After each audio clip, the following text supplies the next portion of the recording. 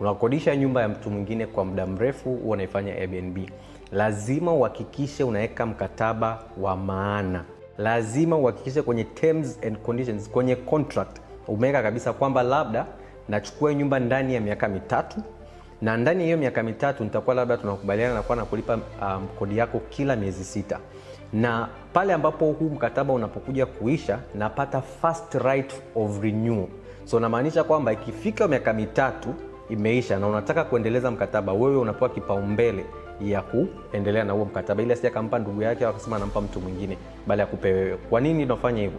Kwa sababu kumbuka, ukichukua apartment kama hii ambayo ilikuwa ni kwa ajili ya long term, ukaamua kuifanya short term, mara nyingi kitu kinachotokea ni kwamba utafanya marekebisho na utafanya maboresho.